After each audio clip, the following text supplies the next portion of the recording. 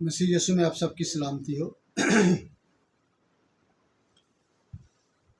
آج کا جو میسیج ریکارڈ کر رہا ہوں بڑا ہی اہمیت کا حامل ہے، کچھ لمبا ہو سکتا ہے کیونکہ کچھ باتیں ایسی ہیں کہ میں کافی دنوں سے دعا کر رہا تھا، تو یہ خدا نے ممکن کیا، دلیری دی، ہمت طاقت دی، قوت دی کہ مجھ ایک ادنا سے خادم کو جو سب سے چھوٹا ہوں استعمال کر رہا ہے، اور اس ہمت و طاقت کے لیے خداوند کا اور اس کے مددگار کا جو روح القدس کی قدرت کے طور پہ ہے اس کا شکریہ ادا کرتا ہوں۔ آج کل کا دور ایک سلسلہ چلا ہوا ہے ڈاکٹر ذاکر نائک کے تعلق سے۔ میں کافی دنوں سے یوٹیوب پہ اپنے لوگوں کو سنا، مسلم بھائیوں کو سنا، لیکن ڈاکٹر ذاکر نائک صاحب تنقید کی زد میں زیادہ نظر آتے ہیں۔ میرے پاس کافی کچھ ہے، لیکن آج ایک بنیادی چیز سے میں ابتدا کروں گا اور پھر کوشش کروں گا کہ 2-4 کلپس آپ کے لیے چھوڑے جائیں، ہماری اپنی سمجھ کے لیے، ہماری اپنی نصیحت کے لیے، اور ساتھ ساتھ میں جو اسکالر ہیں مسلم بھائیوں کے ڈاکٹر ذاکر نائک، ان کی نصیحت کے لیے اور ان کے سوالات کے جو کیے جاتے ہیں، جو انہوں نے جوابات دیے ہیں وہ نہایت کہنا چاہیے کہ افسوسناک ہے۔ سب سے پہلے تو انہوں نے یہ کہا کہ کوئی مرد کا بچہ ہو تو اس کو لے کر آئیں۔ اب مجھے نہیں پتا کہ ان کی سائنس ان کو کیا کہتی ہے کہ مرد کا بچہ کیا ہوتا ہے، لیکن ایک تمثیل دیتا چلوں کہ جب ایک جاتی جولیت کی طرح ایک لمبا چوڑا انسان کھڑا ہو اور داؤد کی طرح چھوٹا سا ایک بچہ اگر اس کو ہلاک کر سکتا ہے تو یہ صرف خدا کر سکتا ہے، اور خدا کروا سکتا ہے اور کوئی نہیں۔ آپ کسی پادری کو، کسی اسکالر کو یا کسی ایسے اس چیز کو نہ دیکھیں کہ آپ کے سامنے کون کھڑا ہے، آپ صرف اس بات کو دیکھیں کہ جو آپ کے سامنے کھڑا ہے وہ کوئی تعلیم یافتہ ہے اور آپ سے سوال کر رہا ہے۔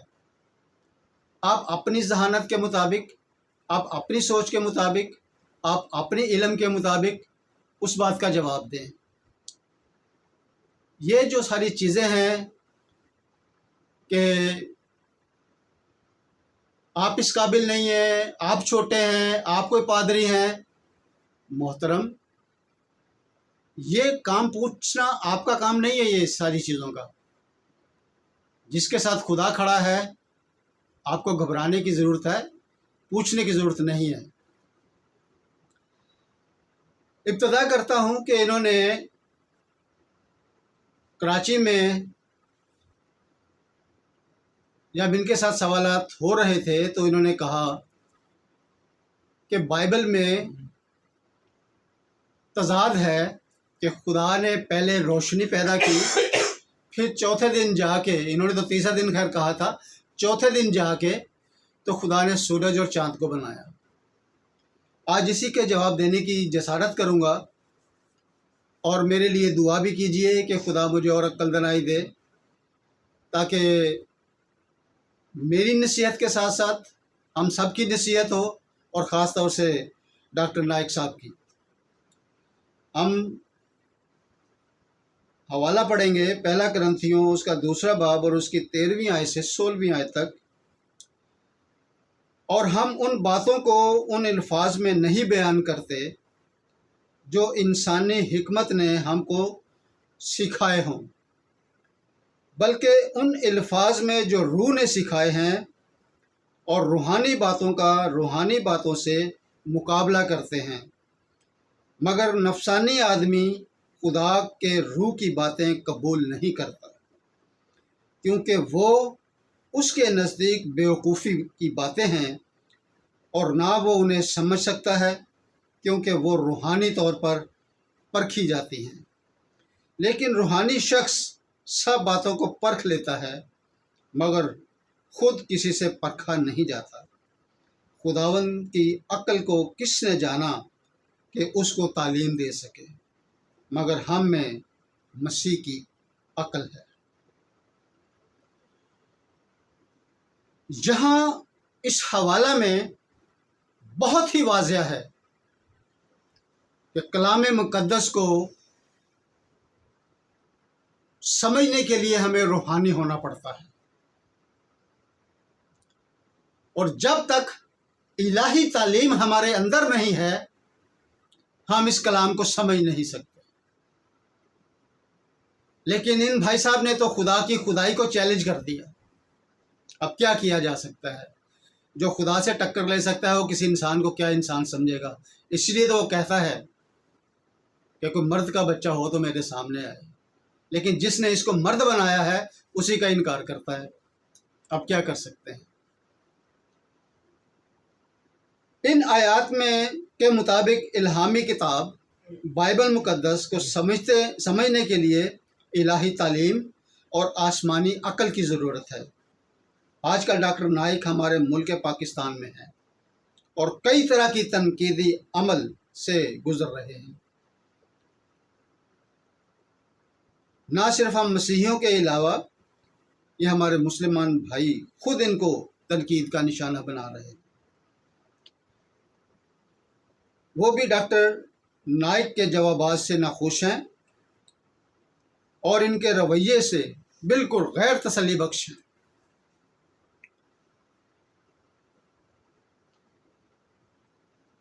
ڈاکٹر نائک نے ایک نقطہ اٹھایا ہے، پیدائش کی کتاب کا پہلا باب ہے اور اس کی دوسری آیت ہے۔ اس میں خداوند کے کلام میں لکھا ہے کہ خدا نے روشنی کو بنایا اور یہ پہلے دن کا واقعہ ہے، یہ پہلے دن ہوا۔ اور پیدائش پہلا باب اور اس کی 16ویں آیت میں لکھا ہے کہ خدا نے 2 بڑے نیر بنائے۔ وہاں تو لکھا ہے نیر اکبر اور نیر اصغر، لیکن انہوں نے کہا سورج اور چاند۔ ان کا کہنا تھا کہ ان دونوں آیات میں تضاد ہے، خدا نے یہ پہلے یہ کیوں کیا اور بعد میں یہ کیوں کیا؟ جواب یا نصیحت اس کو سمجھیں ڈاکٹر نائک صاحب، خدا کی خدائی یا خدا کی قدرت پر سوال آپ اٹھا رہے ہیں۔ یہ خدا کی قدرت ہے کہ اس نے کہا روشنی ہو جا اور روشنی ہو گئی۔ ہم ان آیات میں ہم نے پڑھا، مگر نفسانی آدمی خدا کی روح کی باتیں قبول نہیں کرتا۔ جب خدا نے کہا روشنی ہو جا اور روشنی ہو گئی، لیکن یہ خدا کی اس قدرت کو بندہ قبول نہیں کرتا، کیونکہ وہ اس کے نزدیک بیوقوفی کی بات ہے اور وہ نہ انہیں سمجھ سکتا ہے، کیونکہ وہ روحانی آدمی نہیں ہے۔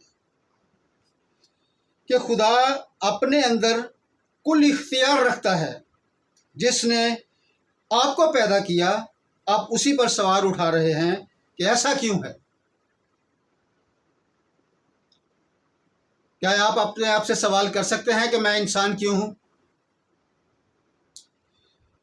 کیونکہ جہاں ہمیں یہ سننے کو ملتا ہے کہ خدا کہتا ہے کہ کن فیکن، جس کا مطلب ہے کہ جب خدا کسی چیز کو پیدا کرنا چاہتا ہے اس کو اتنا فرما دیتا ہے کہ ہو جا، پس وہ ہو جاتا ہے، وہ چیز وجود یا عمل میں آ جاتی ہے۔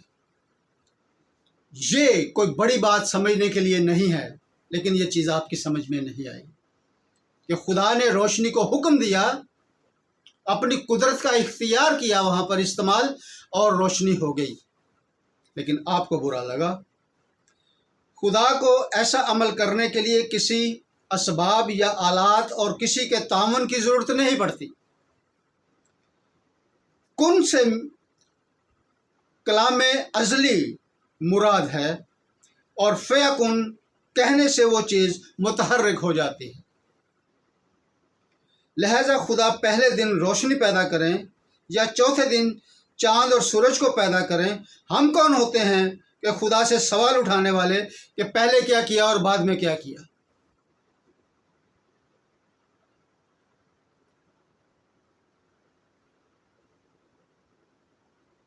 ہمارے اندر روحانیت کی کمی ہے۔ ہمیں جسمانی عقل سے نکل کر روحانی عقل کی سوچ کو لینا ہوگا، کیونکہ انہیں غصہ آتا ہے اور جو حقیقت ہے اس کو غصے میں دبا دیتے ہیں اور دوسرے پر چڑھائی کر دیتے ہیں، کیونکہ وہ اپنی رٹی رٹائی سوچ سے باہر نہیں نکلتے اور کوئی سوال پر سوال کرے اور جب ان سے کوئی جواب نہیں بن پڑتا تو وہ ایسے روب ڈالتے ہیں اور روب ڈال کر ایسا اگلے کو دبانے کی کوشش کرتے ہیں کہ سب کچھ یہی ہے۔ مجھے ایک اپنے اسکول کا واقعہ یاد آیا ہے۔ ہمارے ایک ٹیچر تھے، وہ جب ہماری کلاس لینے آتے تھے تو وہ بورڈ پر لکھنا شروع کر دیتے تھے اور ہمیں کہتے تھے کہ اپنی کاپیوں میں اتارتے چلے جاؤ۔ ہم بھی ایسا کرتے چلے جاتے تھے۔ وہ جتنا انہیں لکھنا ہوتا تھا وہ لکھ دیتے تھے، باقی آدھا پیریڈ یا کچھ اور 10-15 منٹ 20 منٹ ابھی پیریڈ کے باقی ہوتے تھے تو وہ چپ کر کے بیٹھ جاتے تھے۔ پھر ہم ان کے کہتے تھے سر ابھی وقت ہے کچھ اور پڑھا دیں۔ ایک دو دفعہ تو انہوں نے صبر کیا، پھر انہوں نے غصہ کرنا شروع کر دیا۔ پھر ہم چند لڑکوں نے اس بات کی تحقیق کرنا شروع کی کہ آخر وجہ کیا ہے کہ وہ اس سے آگے نہیں بڑھتے۔ ہم نے ایک مشورہ کیا اور سوچا کہ جو یہ کام کرواتے ہیں اس کی گائیڈ لی جائے۔ جب ہم نے وہ گائیڈ لی تو وہ گائیڈ سے جتنا لکھ کر آتے تھے وہ اتنا ہی پڑھاتے تھے، اس سے آگے نہیں جاتے تھے۔ تو پھر ہم نے ان کو کہا سر آپ ہمیں ویسے ہی کہہ دیں کہ ہم گائیڈ لے لیں اور یہاں بھی بیٹھ کے پڑھ لیں اور گھر میں بھی بیٹھ کے پڑھ لیں، آپ کا بھی لکھنے میں وقت ضائع ہوتا ہے اور ہمارا بھی۔ تو ڈاکٹر ذاکر نائک کا بھی یہی مسئلہ ہے، جو کچھ انہوں نے رٹا ہوا ہے وہ اس سے آگے نہیں بڑھتے اور نہ وہ بڑھ سکتے ہیں، کیونکہ وہ کنویں کی مینڈک کی طرح ہیں۔ جب ان کی سوچ سے بڑھ کر کوئی سوال آ جاتا ہے تو وہ بکھلا جاتے ہیں اور ان کا طریقہ کار یہی ہے کہ اس سوال کا جواب نہیں دیتے اور دوسرے کو ڈانٹنا شروع کر دیتے ہیں۔ ابھی ایک لکی مروت کی بچی نے ایک سوال کیا اور وہ بہت ویلڈ سوال تھا، بہت اچھا سوال تھا۔ برائی کہاں نہیں ہے، کس معاشرے میں برائی نہیں ہے؟ ان کو جو برائی کرتے ہیں ان کو سمجھانا چاہیے تھا، ان کی دل آزاری کرنی چاہیے تھی کہ یہ آپ کام ٹھیک نہیں کرتے، لیکن ان کو بچی کو ڈانٹا اور کہا کہ تم نے سوال غلط کیا ہے اور اس سے معافی منگوائی۔ تو میرے عزیزو، اس بات سے آپ اندازہ لگائیں کہ اس بندے کا نالج کتنا ہو سکتا ہے، اس کو علم کتنا ہو سکتا ہے، اس کے پاس روشنی کتنی ہو سکتی ہے کہ جو ایک اچھے اور ٹھیک سوال کا جواب بھی نہیں دے سکتا۔ تو کلام مقدس کو سمجھنا تو بہت بڑی دور کی بات ہے۔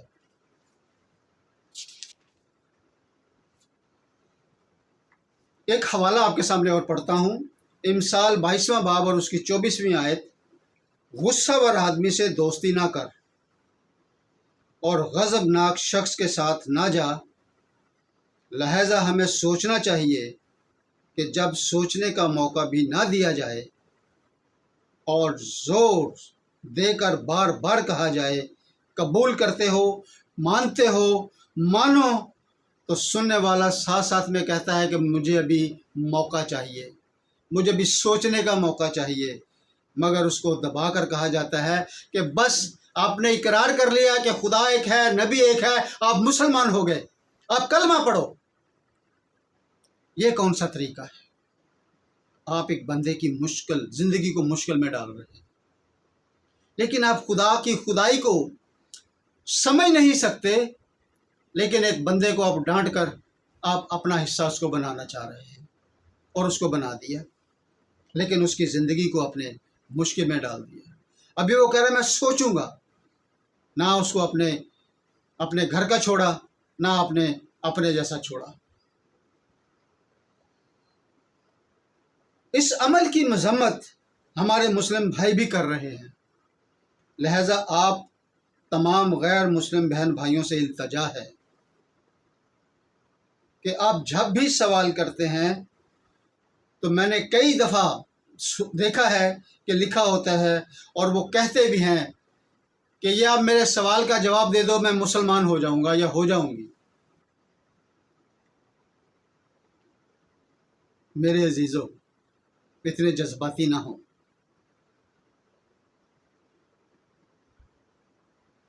جس شخص کو خدا کی قدرت پر شک ہو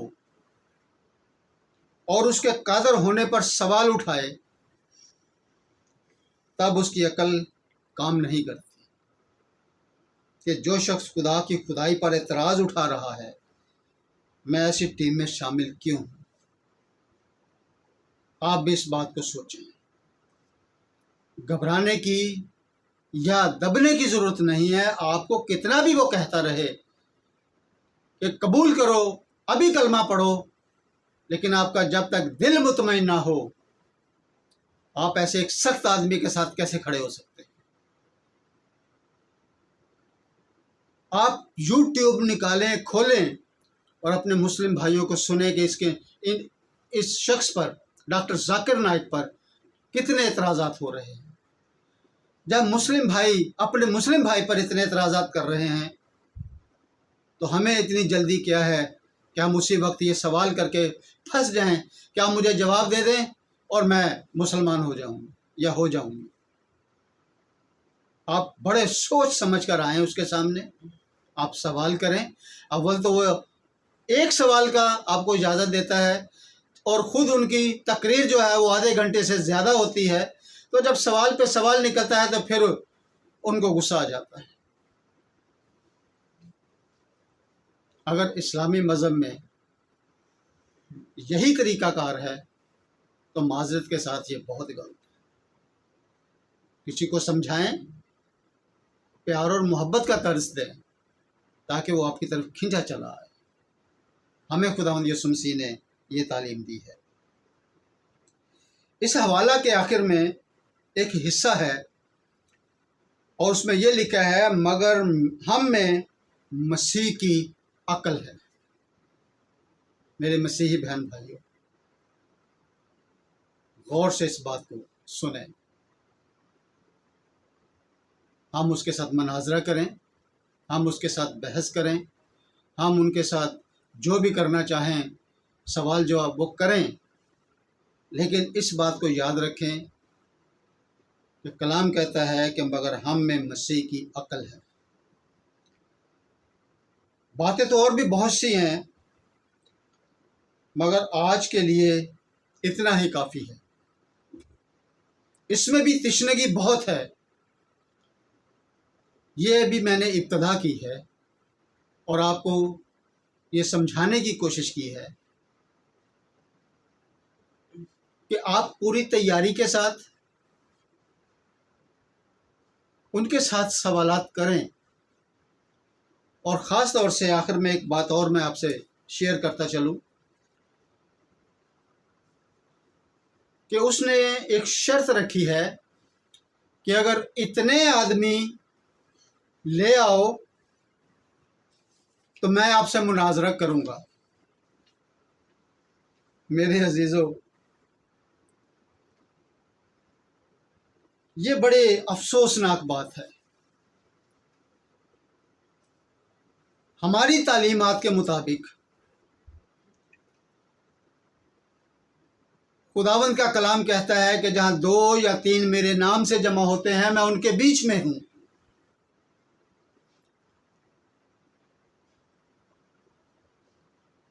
لیکن میرا ان سے سوال ہے ڈاکٹر ذاکر نائک سے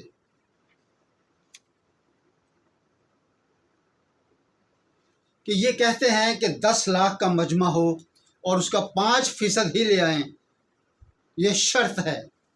سوال میرا یہ ہے کہ کیا یہ شرط آپ کے اسلامی شریعت کے مطابق ہے یا قرآن پاک کے مطابق ہے؟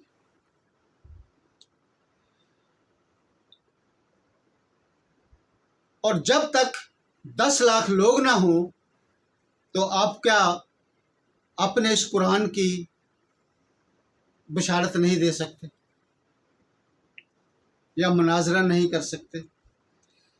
جب آپ نے پہلا مناظرہ کیا ہوگا تو اس وقت آپ کے پاس کتنے لوگ ہوں گے؟ کیا لاکھوں تھے یا ہزاروں میں تھے؟ کیا پہلے درخت لگایا جاتا ہے یا بیج بویا جاتا ہے؟ کیا آپ بچپن سے ہی مشہور تھے یا اب مشہور ہوئے ہیں؟ کیا بیج کسی پہاڑ کی مانند ہوتا ہے یا وہ ایک چھوٹا سا دانہ ہوتا ہے؟